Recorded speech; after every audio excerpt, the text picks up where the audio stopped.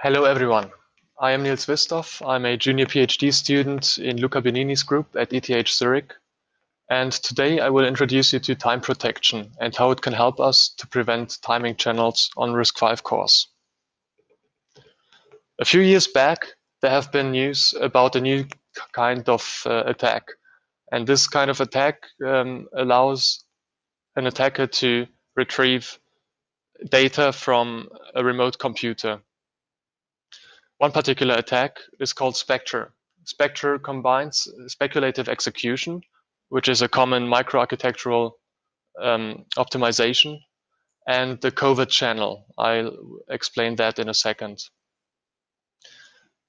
Since then, the chip manufacturers have released several patches. However, these didn't really solve the underlying issues. And over the time, there were only more vulnerabilities discovered that could also leak data.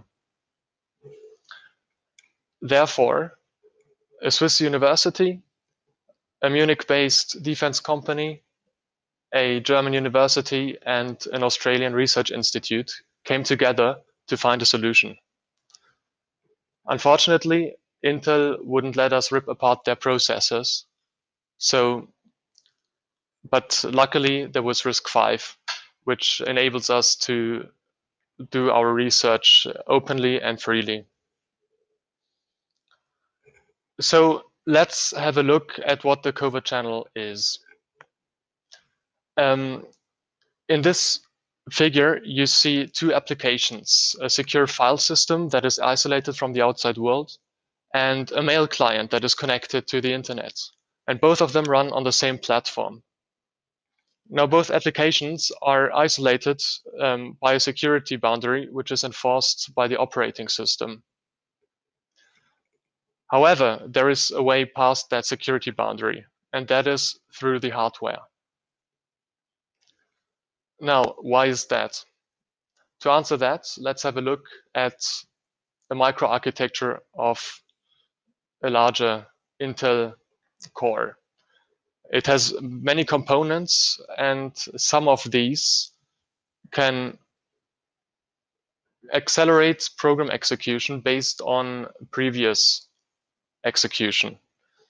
Now, this can be used to transfer information between one application to another by having one application encoding a secret and another one analyzing its own execution time. And this is called the microarchitectural timing channel. Here we have two applications. One is the victim, application A, and it possesses a secret. And the other application, application B, is a spy, which tries to retrieve that secret. Now the victim, application A, contains a Trojan. This Trojan does not have to be malicious. It could be well-intended code, but it can be hijacked in a larger scale attack. So what the Trojan tries to achieve is it encodes the secret S into the microarchitecture. You can see that on the right, the possible values for the microarchitecture for the secret. Now, to retrieve the secret, the spy measures its own execution time. And it can, here in this case, see when it, for instance, observes an execution time of 40 cycles, that the secret was probably 4. In this case, we say we have a covert channel. On the other hand, if the spy's execution time is independent of the secret, there is no channel. So let's have a concrete example on how this can be implemented. Here we see a data cache that is shared by two applications. And the spy begins the attack by loading a single cache line, a single word from each cache line. Since the cache is still empty, the lines have to be fetched from main memory and filled with the spy's data. So now the cache is in a state where it's full with the spy's data. Now a context switch occurs, and application A takes over. And the Trojan encodes its secret S by loading a word also from S cache lines. Since these cache lines contain data by the spy, the contents have to be fetched from main memory and replace the spy's cache lines. When the context is switched back to the spy, it probes the cache by, again, loading a word from each cache line. And now you can see that the top 3 cache lines have been evicted and are not available, so they have to be refetched from main memory. And this creates a dependency between the execution time of the spy and the secret S. And this can be leveraged. So what can we do about it? And the answer is we need to partition all shared resources. And there are basically 2 ways to do that. The first one is spatial partitioning, and the second one is temporal partitioning. Let's have a look at spatial partitioning first. It means that we basically just divide the component into different regions, and each application can only access its own region. So in the case for a cache, this can be done using cache coloring. And this is a very effective method for larger off-core components. So I will not go into that into more detail. The other method is temporal partitioning. And with temporal partitioning, we can use the complete component, but whenever the application switches, which has access to the component is being flushed and cleared and reset. So now both applications cannot interfere with each other.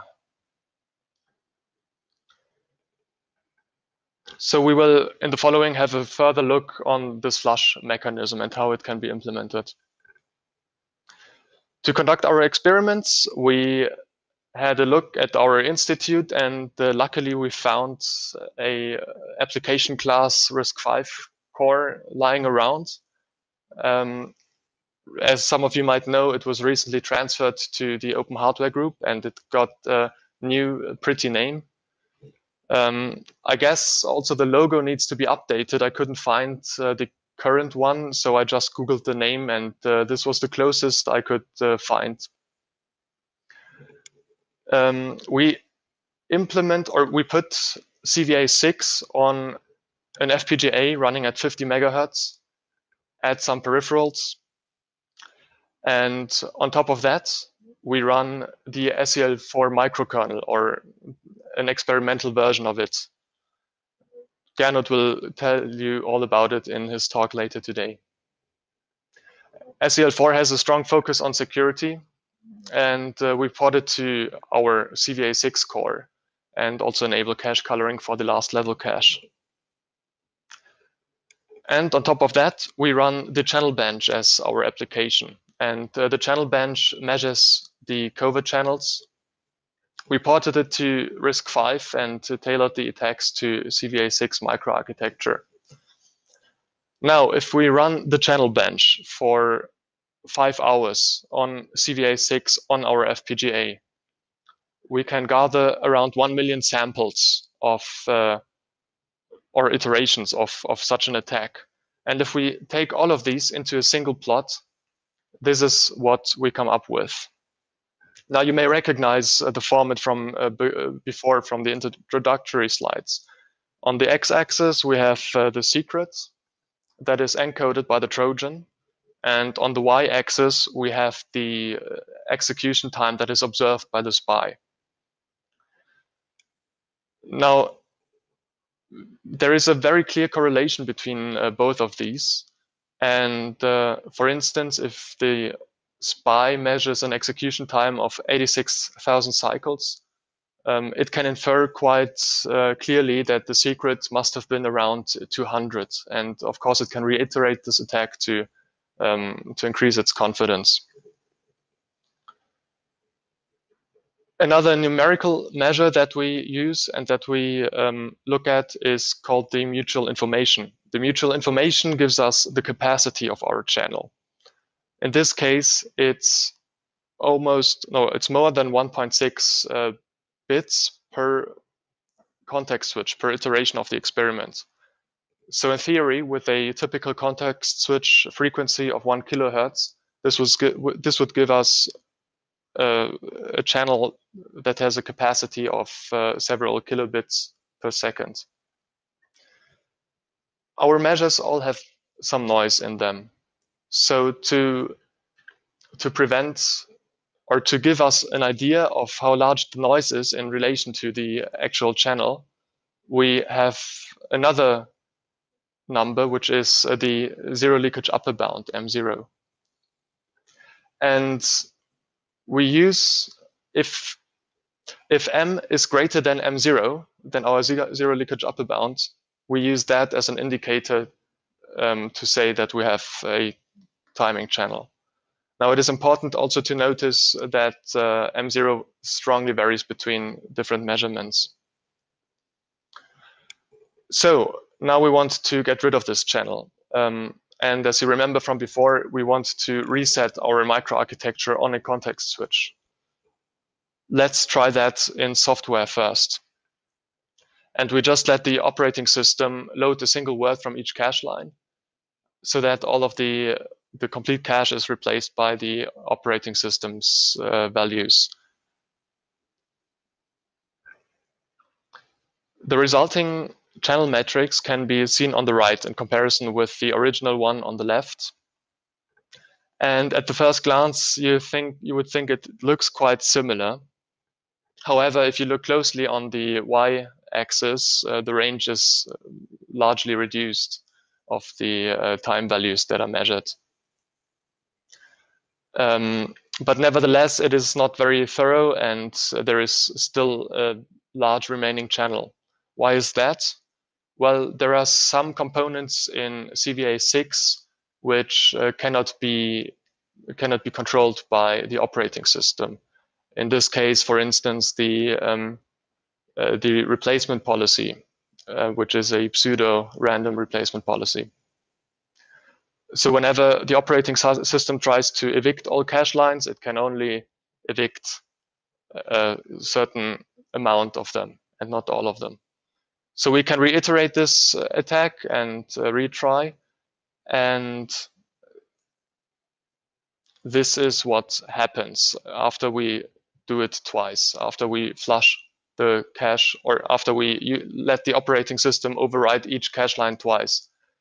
There is still a very strong remaining channel, and we could do this as often as we wanted to. We would never be able to ensure that all channels have been closed. And at the same time, the overhead for a context switch increases dramatically. So we really need hardware support. And for that, we came up with an instruction which looks like this. Apart from the opcode, it gets an immediate value. We call it select. And this is a CVA6 microarchitecture. Whenever this instruction commits in the commit stage, the select signal or the select value, the immediate value, is sent to the controller. And the controller then flushes all the microarchitectural components that are selected in the immediate value, and also the pipeline to avoid any miscomputations. Now, if we perform this, if we execute this instruction on a context switch, this is what our channel matrix looks like after another 1 million iterations of the attack. And we can see that now the channel is super flat, so there is not much correlation left. But if you look very closely, there are some remaining patterns, and also the mutual information is still far above the zero leakage upper bound. So because we are very precise, we took another very close look at our microarchitecture and found several second-order state-holding components that can also transmit a channel. I won't go into that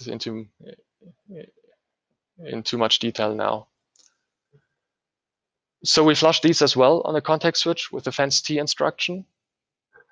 And let's have a look at all the channels for the different microarchitectural components that we observe. The first one is the L1 data cache channel, the one that you saw in the previous slides as well.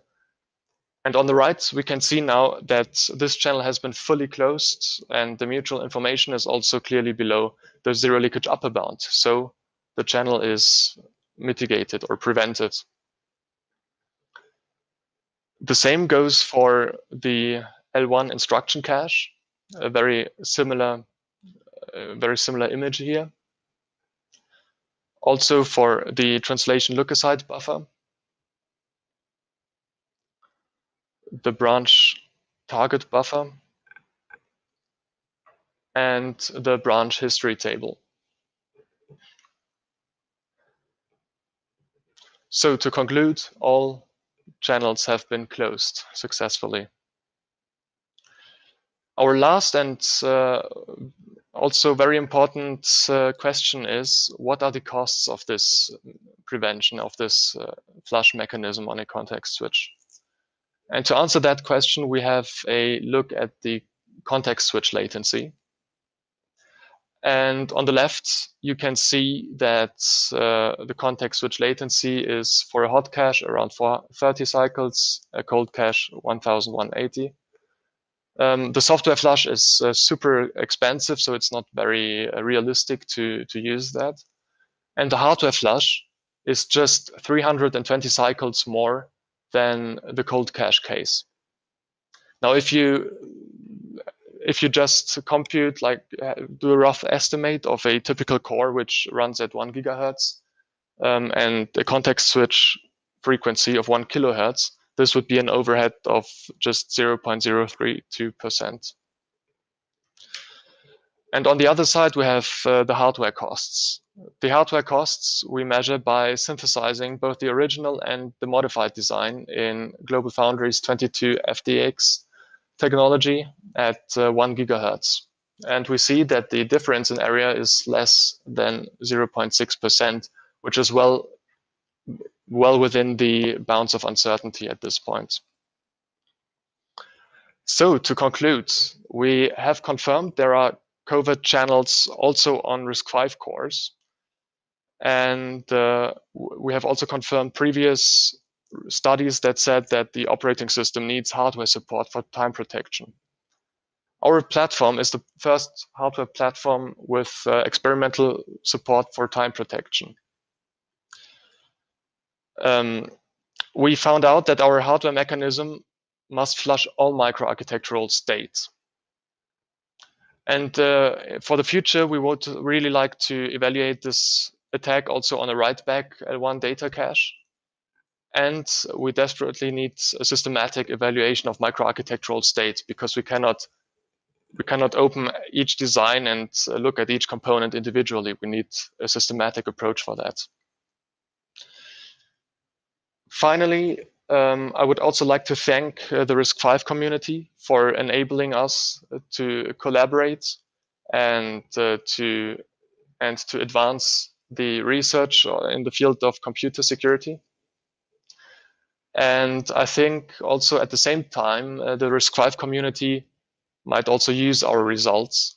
And since timing channels have been one of the main and major security issues on all computer architectures. And now might be a good time to tackle this problem and find a solution and include it into the architecture. And our solution shows that this is actually possible by adding a single instruction at negligible costs. Finally, I would like to thank all of those who have directly contributed to this work or made it possible. These are my sources. Thank you very much for listening, and have a nice day.